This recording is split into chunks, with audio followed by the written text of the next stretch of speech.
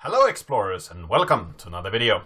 Today I'm going to talk a little bit about continuous integration and Lighthouse with Tracis CI and SauceLabs.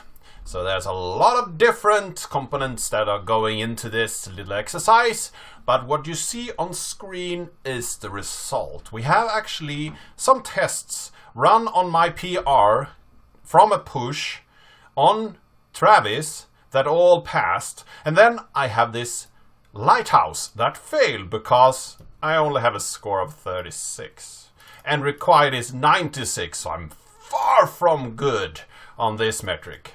And if you look up here, the Lighthouse bot had actually told me that you're way off mark with this project. You are not performant enough. You're not a progressive web app. You need more accessibility. You don't follow the best practices, and SEO could also be improved. So this is where I stand now with this project. And how did I set this up? How did I actually get this on my PR? And you see here I did a lot of testing and tried to get this to work. So I hope that this tutorial would give you a head start so you don't have to figure all these things out for yourself. So first off, I need to go to the Lighthouse CI repository here on GitHub, made by Eric Bridleman, I think his name is, from Google. And you need to go here to request an API key. And this API key you then put into Travis CI in order to run Lighthouse CI. So if we go over to Travis here, we see that I put in my license key here, or API key to Lighthouse. I also put in some host, password and user for Google host, which I use to host my page, and I also put in the source access key and source username, and those are for SauceLabs. So this is the setup I needed to do online. I needed to put in these variables. And then let's look at some code or some setup. So first off, I have my package.json here. I have a Bower install, so I run the Bower install script. I have a linting script and also linting for all the JS files. I have a test script to run Polymer test. I build my Polymer script, and I also have something that runs Lighthouse CI with a score of 96 on the web page tester. So that's another service online that we are going to use with this setup here. And in my Bower file, the important stuff here is that I actually have the dev dependencies on the web component tester.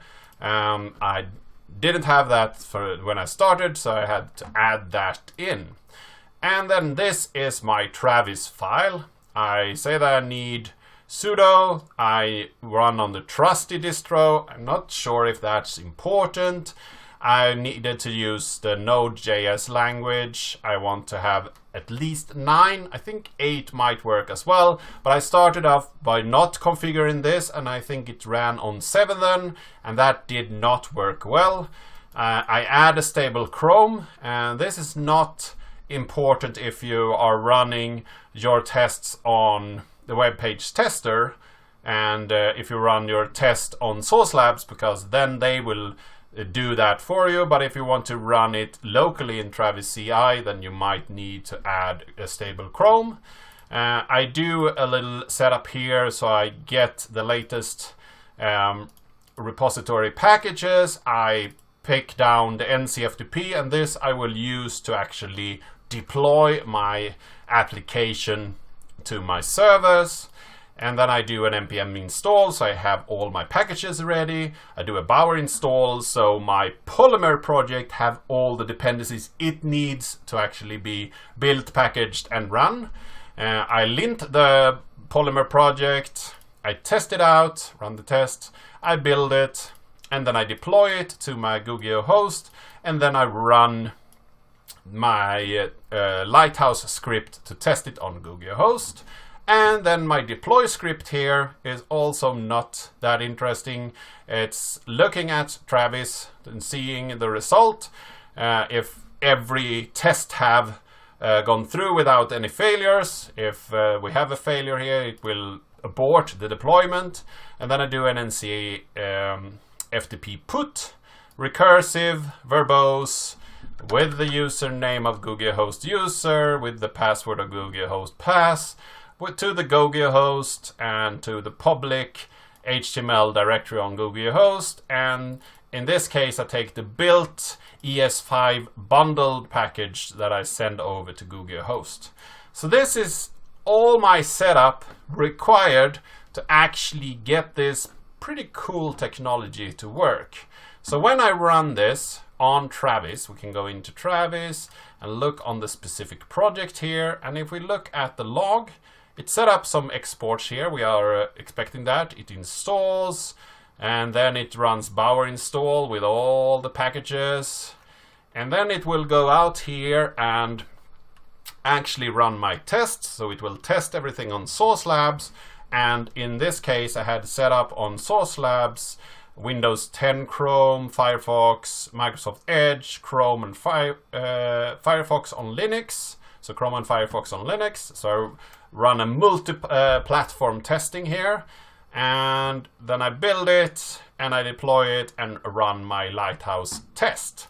So if we go back to the actual PR here, I can go in on the Lighthouse and look at the details. And here you have the Lighthouse page with all the information about this run. And here you can go down and drill into the different points, and perceptual speed index is 9.9, which is really bad. And I serve a lot of images and these are too large, so I need to shrink them down. I can reduce rendering, blocking, style sheets. So there's a lot of things that I can work with here to actually improve my application.